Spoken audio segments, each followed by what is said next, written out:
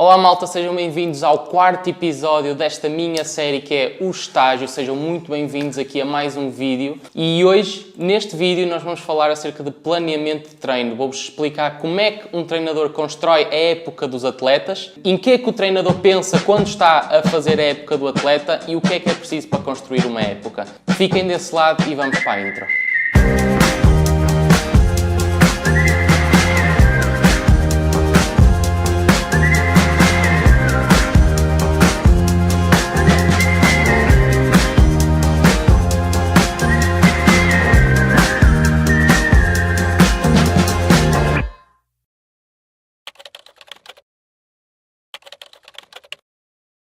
Malta, para este episódio eu não o poderia fazer sozinho, apesar de eu ser treinador, estou apenas no meu primeiro ano como treinador, digamos assim. Tive que chamar alguém que tenha mais experiência. Não é que ele tenha mais experiência que eu, mas ele tem uma caneta e um caderno, portanto, parece que sim.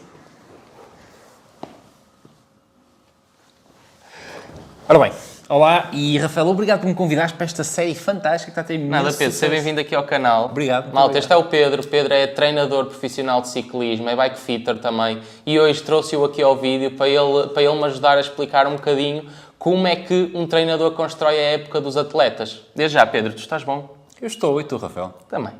Deixamos de palhaçada e vamos então, o pessoal está aqui para saber o que é que se faz, como é que se faz e quais são as principais questões que nós tocamos. E aquela que é a primeira e que o Rafael tem falado aqui ao longo do tempo e que foi o primeiro vídeo, se não estou em erro, Exatamente. Foi precisamente o ponto fulcral disto tudo, que é objetivo. Exatamente. Nós vamos definir já aqui que nós vamos falar em 5 tópicos e vamos falar já no primeiro tópico, definir o objetivo. Como eu vos disse no primeiro vídeo, o meu objetivo será os campeonatos nacionais que se vão realizar, sejam eles de short track, de eliminator, se for possível participar, e o de cross country, como é lógico.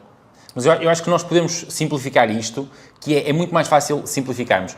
O objetivo fundamental é o Campeonato Nacional de XCO, que tradicionalmente se realiza na terceira semana de julho. Exatamente. E isto aqui assume uma importância que é preciso. Quando nós estamos a preparar um atleta para alguma coisa, nós temos que saber exatamente para que é que nós estamos a preparar. Porque preparar um atleta para uma maratona de XCO é diferente de preparar um atleta para os 1000 metros de remo, como vocês devem imaginar, ok? E, portanto, aquilo que eu quero dizer é, trabalhar alguém para um campeonato nacional de XCO é diferente de trabalhar alguém para um campeonato nacional de downhill, por exemplo. São coisas completamente diferentes. Nós temos que contextualizar o estilo, ou seja, temos que caracterizar o desporto e temos também que contextualizar quando e como é que isso vai acontecer. E nós sabemos aqui uma data e um horário. Isso é importante e era isso que eu queria referir. Malta, quando nós treinadores nós estamos a planear o treino de um atleta, quando eu estou a planear um treino de um atleta, a primeira coisa que eu lhe pergunto é qual é o objetivo? Porque, malta, eu consigo pôr alguém a andar razoavelmente bem durante a época toda, mas ele não vai passar do razoavelmente bem. O que é importante é nós próprios definirmos um objetivo na nossa cabeça. No meu caso é o Campeonato Nacional, que é sempre a 20 e muitos de julho. Terceiro fim de semana de julho. Ou seja, eu sei que é para aquela altura que eu tenho de trabalhar. Claro que vai haver fases a meio da época em que eu vou estar melhor e pior, mas é para aquela altura que eu quero estar no meu pico de forma. É impossível... É fisicamente impossível nós mantermos um atleta no topo de forma durante 1 mês, 2 meses. É muito, muito difícil. O ser humano não consegue manter um nível tão alto tanto tempo. Portanto, nós temos que definir um objetivo, um dia, uma semana, uma altura do ano em que nós queremos estar no topo de forma. No meu caso, campeonatos nacionais. E vai ser para isso que nós vamos trabalhar. E saber uma data é muito importante, que é para nós fazermos então a tal construção do plano. E nós vamos já explicar, o Rafael vai-vos explicar um bocadinho mais para a frente o que é isto da construção do plano, que é para isso que nós estamos aqui neste vídeo, para desmontar toda essa questão. Tocando só aqui no tema de definir o objetivo, para vocês verem o quanto é importante. Quem assistiu às taças do mundo agora de XCO, não é? Nós tivemos, por exemplo, nas femininas, a Luana Lenconte, que se mostrou completamente arrasadora durante a época toda das taças do mundo. Exatamente. Mas chegou aqui a uma fase, por exemplo, Jogos Olímpicos, nós tivemos aí a Holanda, que simplesmente não apareceu assim do nada e as pessoas perguntam como é que é possível. Teve desaparecido a época toda e agora chega aqui e a Luana nem sequer aparece. Como é que é possível? É preparar-se para uma altura, para aquele dia, para aquela hora, para naquela hora e meia de prova, hora e 20, hora e meia, eles estarem a top. Ser o melhor que consegue ser. Exatamente, e viu-se muito isso. Também se viu isso cá em Portugal, mas lá fora também se viu isso e acho que é o melhor exemplo que eu posso dar nisso. Logo a seguir ao objetivo, é importante nós definirmos tempo. O que é o tempo? É quanto tempo durante uma semana, quanto tempo é que nós vamos conseguir dedicar à preparação.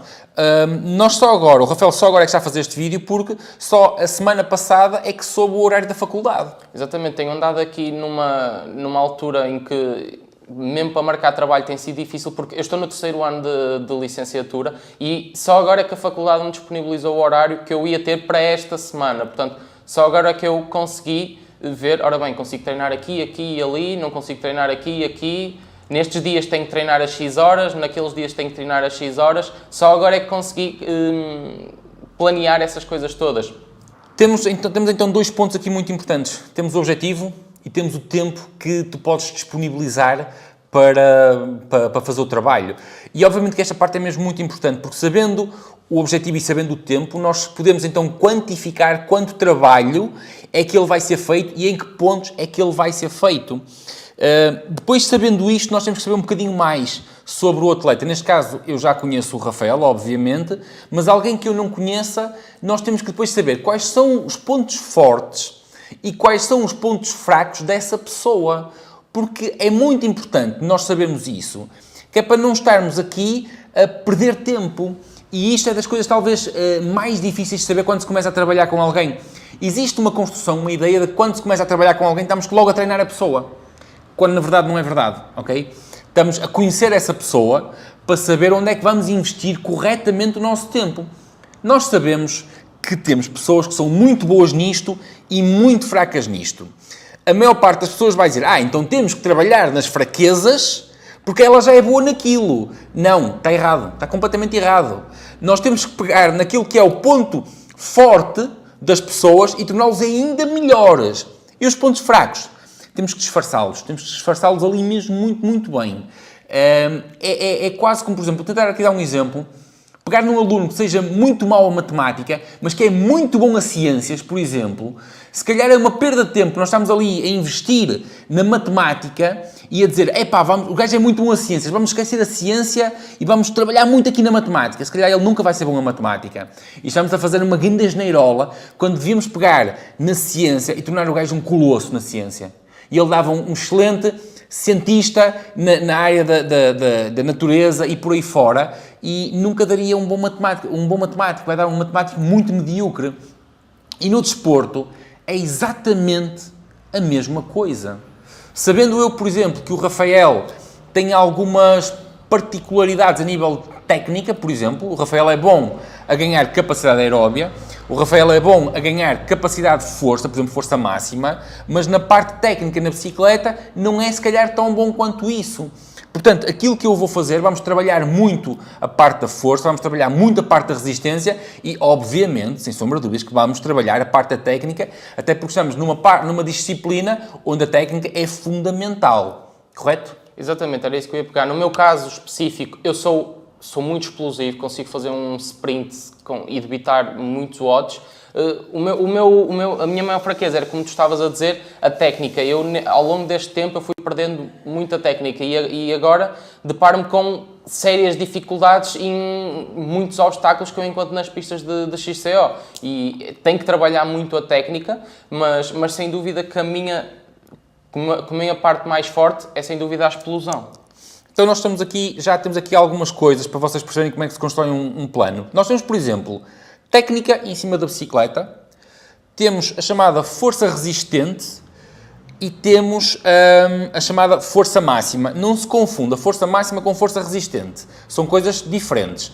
A força máxima trabalha-se fora da bicicleta, que é o que muita gente acha que vai para cima da bicicleta ganhar força.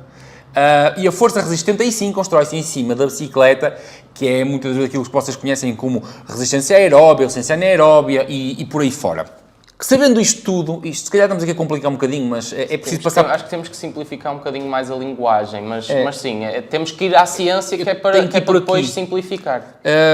Nós então pegamos nisto e vamos dividir isto em 3 coisas que se calhar vocês já ouviram falar. Estamos a falar o que são os macrociclos, mesociclos e microciclos. E um macrociclo no caso do Rafael, será um ano inteiro. Exato. Não será um ano inteiro, porque não são 12 meses, mas quando nós falamos no ano, é a época de ciclismo, que vai desde setembro até julho. E depois apesar de termos provas após isso, nós terminamos a época em julho. Campeonatos nacionais é o objetivo, após o objetivo, termina a época. Portanto, o meu macrociclo é como nós vemos o plano todo. É o que vai desde setembro a julho. Isso é o nosso macrociclo. De seguida, vem o mesociclo. O mesociclo é as fases do plano. De preparações específicas. Exatamente. Que neste caso nós dividimos a época em 3 fases. Preparação geral, que é a chamada pré-época. Depois temos a pré-competição, que já é um trabalho mais específico. Depois temos a competição. Mas vamos voltar atrás. Nós temos um macrociclo e um macrociclo, por exemplo, em atletas que fazem ciclos olímpicos, o macrociclo podem ser 4 anos. Okay? Se o objetivo for os Jogos Olímpicos. Se o objetivo for os Jogos Olímpicos, o macrociclo são 4 anos. No nosso caso será, vamos arredondar aqui a coisa, é 1 ano. É até ao próximo Campeonato Nacional. Dentro disso, nós temos ainda mesociclos, ok? E um mesociclo pode ser visto de 2 formas. Um mesociclo pode ser um conjunto de microciclos, ou pode ser, por exemplo, entendido como 2 a 6 semanas, que por norma um mesociclo pode durar este tempo, dependendo do estilo de trabalho que nós vamos fazer dele. E temos o ponto mais pequeno do trabalho, o microciclo. O microciclo pode ser entendido como trabalho de 1 a 4 semanas. Onde nós vamos trabalhar ali situações mesmo muito específicas. Eu posso dizer, por exemplo, Rafael, as próximas 2 semanas tu vais dedicar-te um bocadinho mais à técnica. Vais para este tipo de pistas, vais para aquele tipo de pistas, vais trabalhar com este atleta que te vai ajudar, com aquele atleta que te vai ajudar, e vai ser coisas desse género.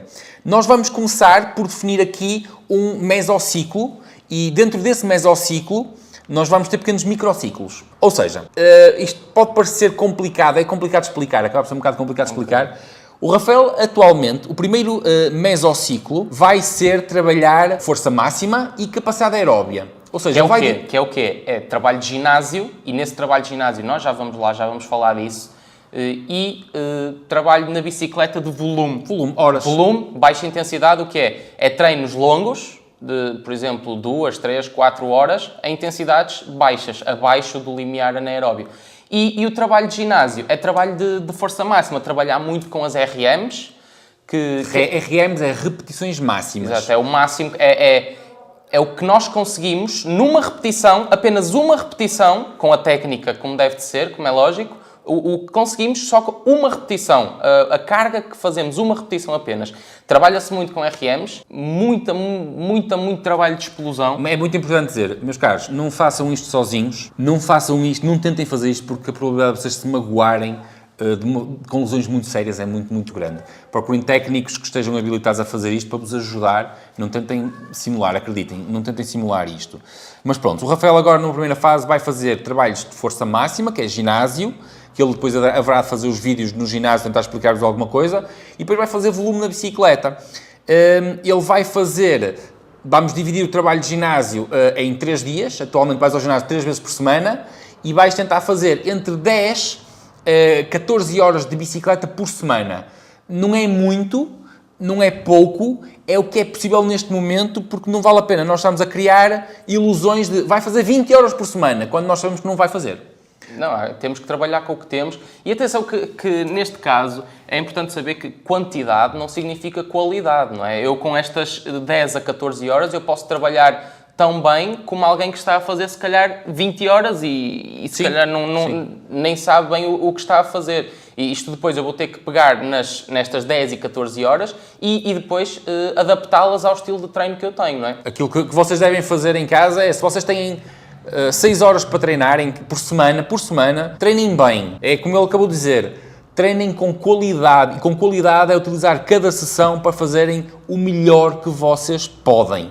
E o melhor que vocês podem não é trabalhar à morte, com muita intensidade, ok? Tenham lá calma, não é bem assim. Depois, pelo meio disto, haverá as avaliações intercalares. Sim, as avaliações intercalares, por exemplo, nesta primeira fase em que o treino é a baixas intensidades, no meu ponto de vista, também como treinador, eu acho que, por exemplo, avaliações mensais não farão, se calhar, muito sentido. Não por fazem exemplo, sentido nenhum. uma avaliação trimestral, neste caso, por exemplo, começar agora, fiz uma avaliação que já saiu aqui no canal há 2 semanas atrás, fazê-la daqui a 3 meses, se calhar, que é para ver os ganhos de forma mais significativa. A segunda avaliação será 12 semanas após a primeira, para nós aferirmos este ganho de capacidade aeróbia. E depois, obviamente, que à medida que entramos num trabalho mais específico, o tempo entre as avaliações vai encurtar, porque estamos a falar de um trabalho para um XCO, onde nós temos que aferir mesmo aqui ganhos anaeróbios, capacidade de resistir à acidez e ao lactato. Sim, era nisso que eu queria tocar. Se calhar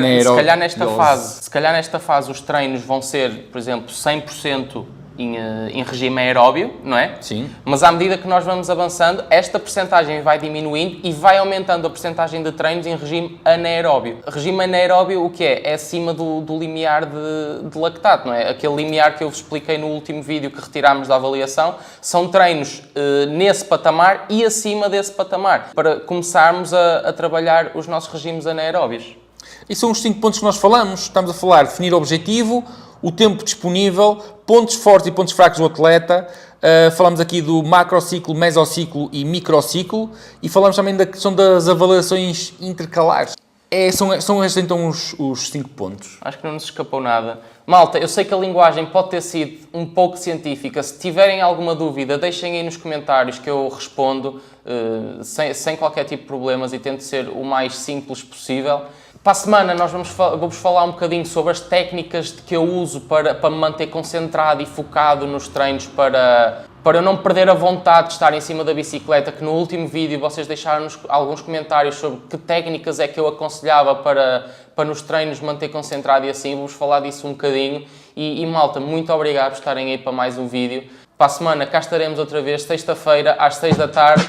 Pedro, tens alguma coisa a dizer? Não, eu fui. Malta, portem-se bem. Muito obrigado.